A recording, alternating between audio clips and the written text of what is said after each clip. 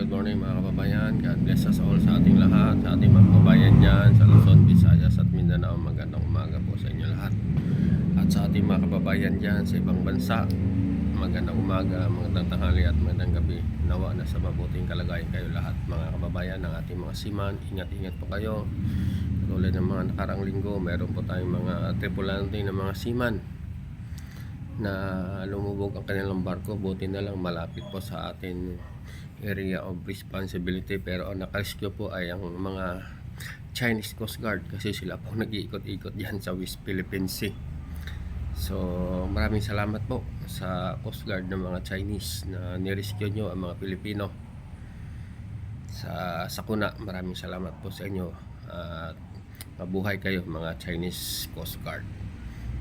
Hindi naman pwedeng ang ating mga Philippine Coast Guard ang umikot-ikot yan. Alam nyo naman na nagkakaroon ng tensyon. Kaya itong mga ibang mga kababayan natin na mga didilis ay galit na galit. Bakit daw hindi ang nakarescue ang ating Philippine Coast Guard?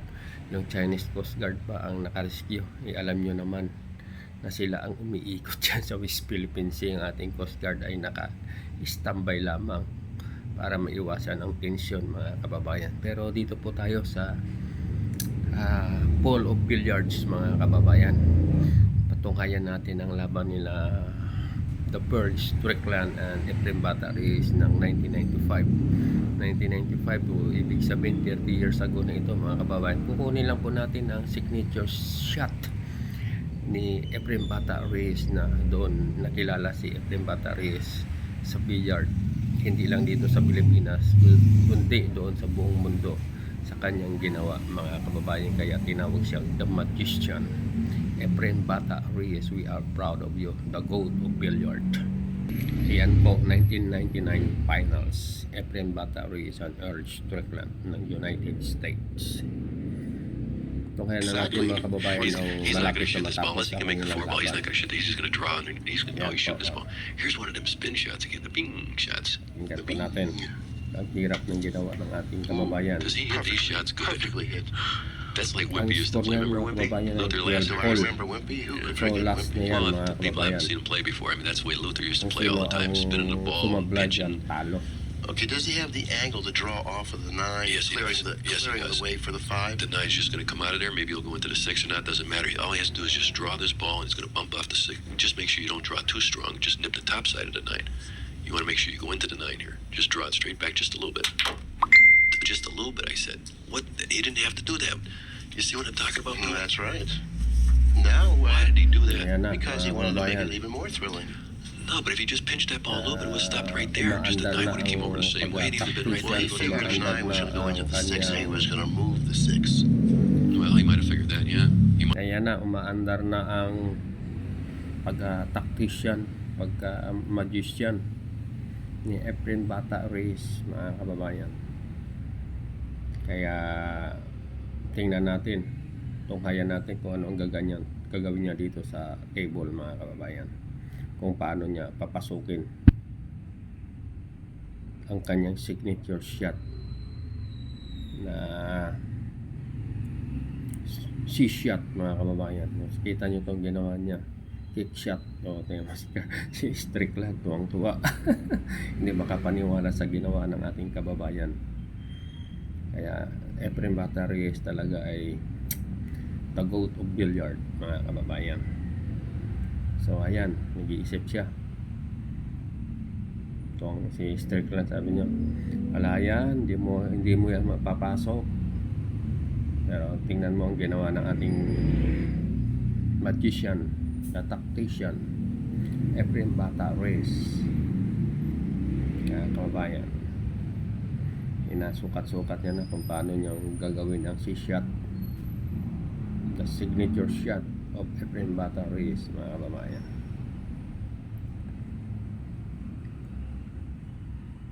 Talaga naka-intense ang kanilang laro niya ng 1995 mga kababayan.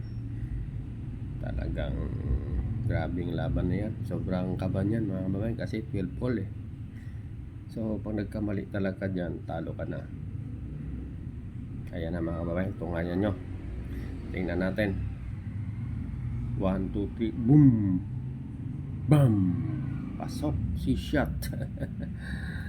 So, yan mga kababayan. Kita nyo. Kita nyo kung Earl's even clapping siyawan that yung mga shot. tao. Earl Strickland. I don't believe it. Sport fans, you have seen everything now. Oh my goodness. Oh my boy, goodness. They're going to play this in Manila. You're going to sell this tape to Manila. I know that. Cheapers. Well, that's why they call him a magician. There you have it. But he's not out yet, though. I've seen funny things happen. And he's falling a little short Yeah, of he's the mark. falling short. Now he has to go two cushions. Gee.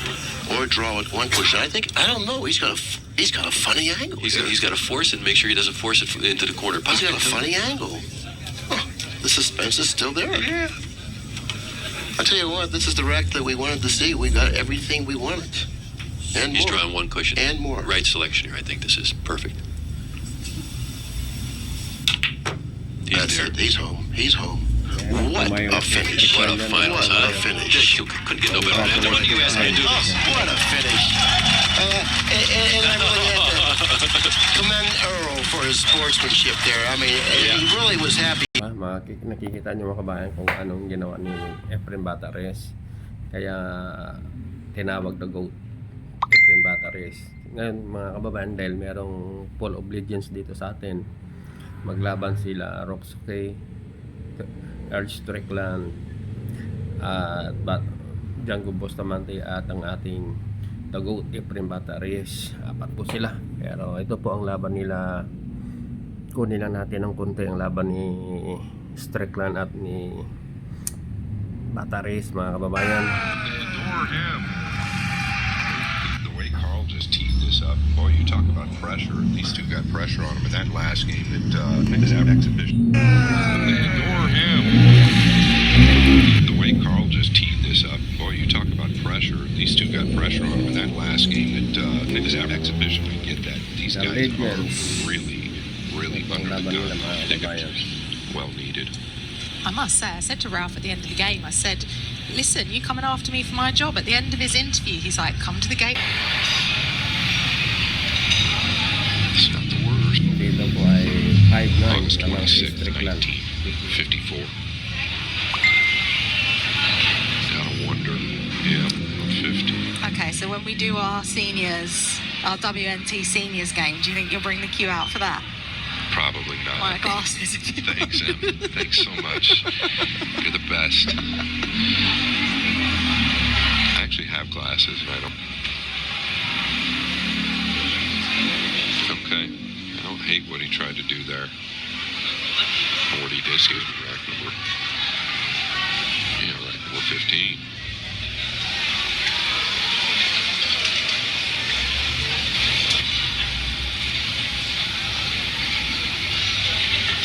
Next 11 Oh, ito he's mga definitely kababayan. trying to snug him up Laban behind nila. the Ito 8. yan sa atin sa pagkila. On the left side pocket. Here, like to come in behind the 2, but that's very tough to do. He did it. Exhibition match ito mga kababayan. Going to the side here. Just overcut, but he Galing. made it. Thought he hit that hair. Magaling pa rin. Oh, what a great hit. And a well-deserved bump on the 9. And the rest is probably history. Yeah, Earl is pretty dialed in.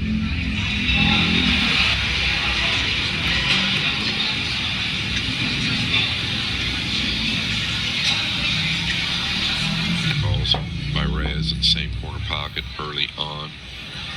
Right there with the 4-game swing. Ubus.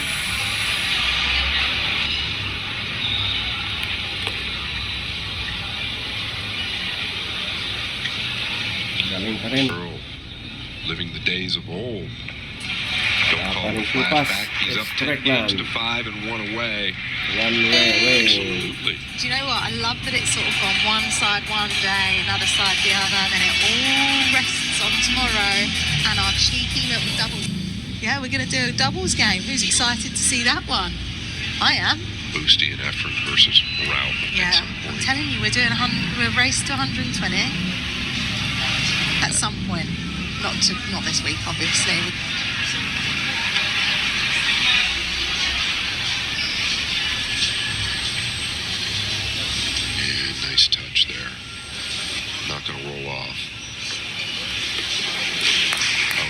Galing, made it with semi position. Stroke.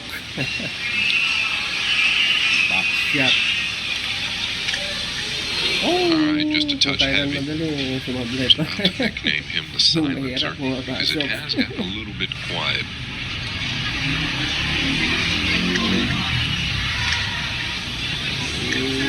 Safety ka na naman. You see, it's Tumama. he's earned ball in hand. Foul.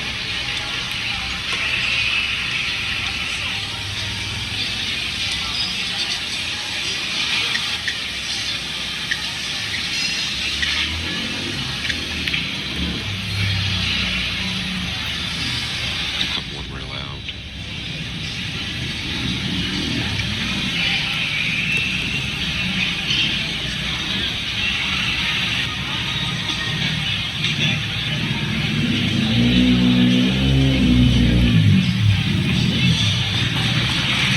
Well done.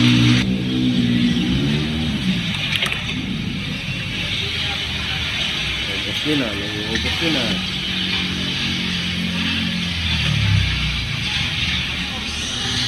Yep. Game number 17. Ubos. Excuse me. Number 7. You never know. Ilang piraso na. Lakas tumira ng Losing strike for a na. while, too. Push. Ilang tira. Taking this, he doesn't have a good look at it.